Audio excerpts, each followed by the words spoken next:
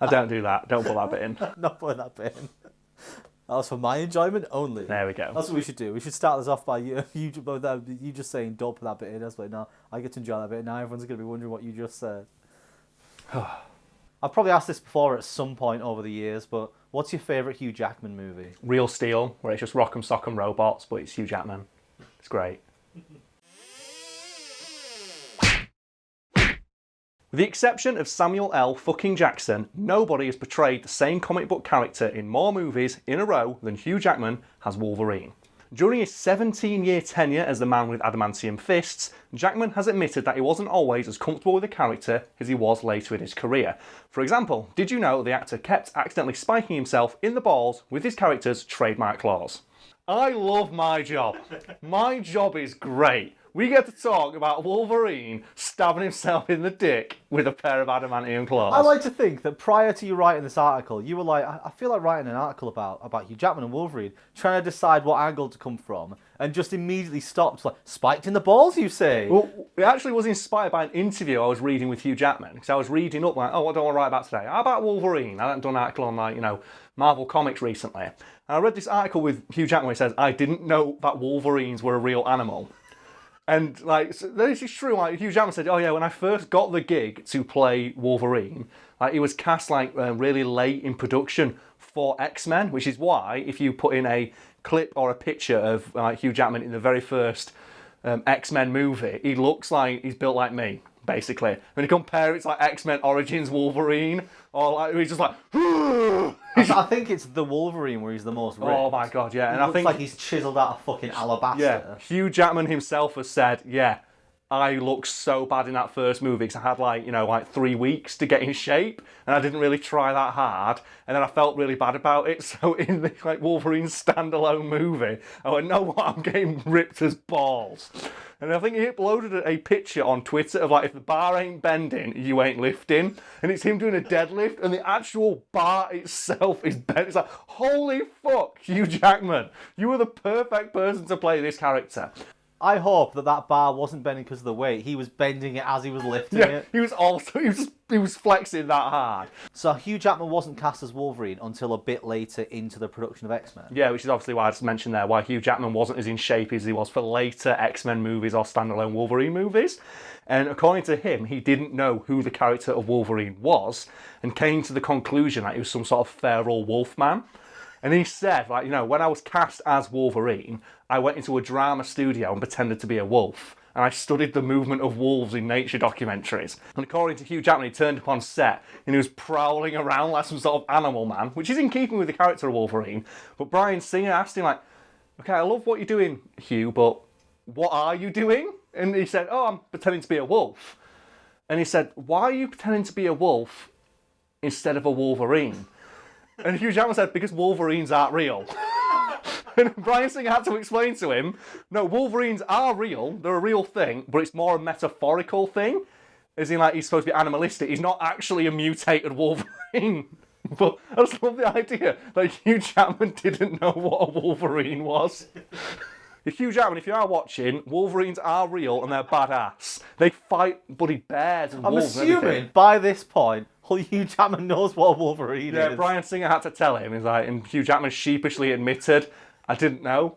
The best part about all of this is, though, that Hugh Jackman had to sheepishly admit to Bryan Singer, I didn't realise, and I've actually spent the last 3 weeks pretending to be a wolf. It's like just walking around in drama class in front of a mirror, pretending to be a wolf while looking at pictures of wolves.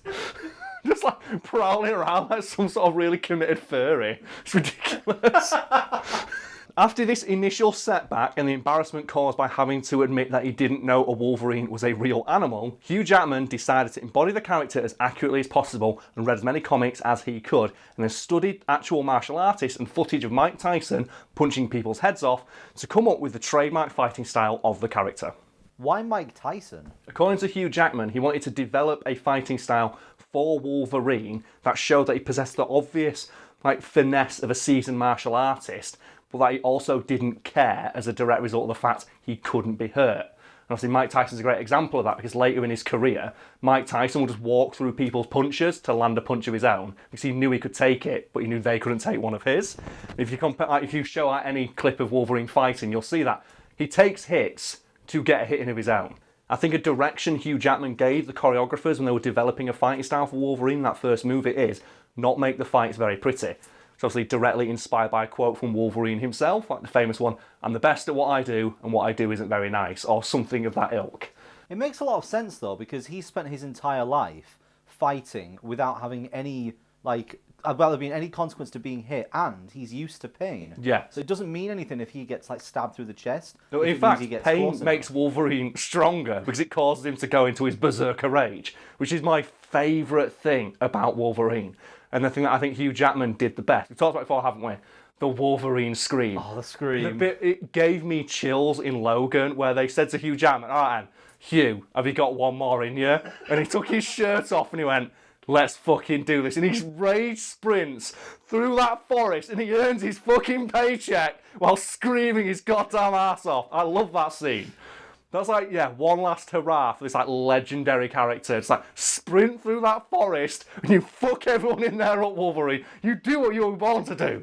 So have you ever seen the anime of X-Men where he does the Berserker barrage from Marvel vs. Capcom? Because that's how fucking fast he is. He just goes, and he gets this rage sex aura about him and just fucks up an entire room full of people.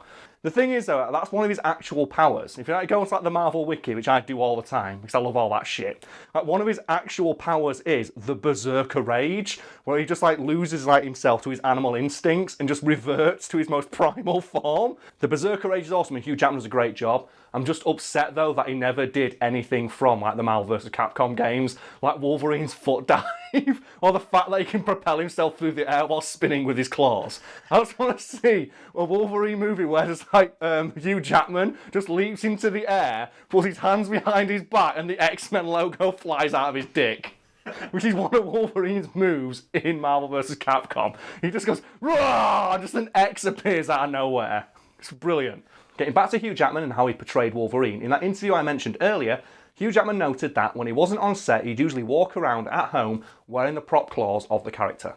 Why would he wear the claws around the house? Well, Hugh Jackman wanted to look as though he'd had the claws his entire life and appear completely natural walking around with them at the end of his fists. So he thought, well, the best way to do that is just wear them at home until they just become second nature to me, so I just forget that they're there. As you can imagine, walking around with what basically amounts to 3 knives stuck to the end of each fist, Hugh Jackman occasionally injured himself with these prop claws, and he noted in that interview that, I'd occasionally turn up to set covered in cuts, scratches, and puncture wounds, especially around my groinal region. And that's the part of the interview I went, no. Wolverine, Hugh Jackman pretending to be a wolf, that's funny, that's a footnote in this article. There's the meat right there, that he stabbed himself in the nutsack. This brings an interesting question up, though. If someone who's just got those claws is struggling to not stab themselves in the crotch a lot, does that mean that when Logan first got his claws, do you reckon it happened to him? Probably. Well, that's in what X-Men Origins Wolverine, when he gets the stupid CGI claws and he starts clinking them together. And you can tell that Hugh Jackman doesn't really know what he's supposed to be doing, because the claws aren't real. And that annoyed me about that movie, because that's the first one where they decided not to give him prop claws. They gave him the CGI claws instead. And he looks so uncomfortable, he's obviously trying to rub together two things that aren't actually there. Whereas you compare that to X-Men 2 or 3, and it's when he's running through the forest and he's sprinting with these knives at the end of his fist. He don't give a fuck. I don't understand why they went with CG for that. They look so bad. He stood still with his claws out. Yeah. Why go for CG? He could have just... And it was in a mirror as well. You just give yourself more work. It looks even worse, doesn't it? And then you compare it, so I said X-Men 2 or 3, the fight scene in the mansion in X2. Yeah. Where my favourite thing about it, have you ever watched that with subtitles on? There's a bit where he stabs all the people in the mansion. One of the subtitles just says ferocious roaring, and it's just Hugh Jackman stabbing a guy. This sums up Wolverine in the X-Men movie. Just ferocious roaring, and then it just smash cuts in. Because it happens off camera. So the caption says ferocious roaring, and then just Hugh Jackman clearly stabs a guy and just pins him to the fridge. Before we continue, let's just have a quick tangent here. Who eats it the hardest fighting against Wolverine in the X-Men movies? Because my money is on that guy in X-Men 2, the guy with the gun who's creeping through the mansion, and Hugh Jackman stabs him in the foot. Because that's the one where he puts the foot down and you just see the claws go straight through it. And I'm like, that's gotta hurt. Who do you think? I mean, he doesn't die, but someone who gets fucked the hardest is that guy who can regrow his arms. Oh yeah, he loses Grow his those arms. back. Yeah, kicks him in the nuts with his adamantium steel toe cap boots on. Oh. I mean, it's a good job he's not the X-21 in that. What was it? Is it X-21? Oh yeah. With the spikes in her feet. Oh my gosh, she's amazing. That'd have been a bit worse That for fight, him. oh man, she kicks everyone's ass. I love the idea that she gets him in her feet. It's like, yeah, that must hurt so much more. So I think about how sensitive your feet are compared to your hands. Now imagine just everyone out there, imagine just like claws coming out the bits of your middle toes. Yeah, no wonder she spends all the movie screaming. Imagine how much that fucking hurts. Ferocious roaring. What was that line, isn't there, where Rogue asks Hugh Jackman, like, does it hurt? And he goes, every single time. And I think in the comics he says it as well, where someone asks him, so, how do your claws, come in and out? Says, they cut through my skin every single time, and it always hurts. There was an old video I watched once. I'm not 100% sure who it was by, but it was someone saying, what superpower do you want? Like, you pick one superpower, and they went, oh, I want Wolverine's adamantium skeleton. That's not his superpower. Yeah, but they spent the entire movie, the entire short film was just him bleeding all over the floor. Well, yeah, that's the idea, isn't it? Because the Weapon X program, they specifically single out Wolverine because his healing factor is so much better than everyone else's they've ever encountered. It's why they say to Sabretooth, where he says, I can take it, and he goes, no, you can't. Your healing factor isn't good enough. Only Wolverine's is. Yeah. Because adamantium in the Marvel Universe is poisonous. And Hugh Jackman, they say, his healing factor is better without the adamantium skeleton because his healing factor is constantly working to retroactively stop the adamantium poisoning. But obviously, the adamantium skeleton's worth it in the trade-off because it's fucking indestructible. That's what they say, is one of the things that slowly kills him, is the adamantium poison. Yeah, it's continuously poisonous. If he didn't have that, he basically lived forever and he couldn't die.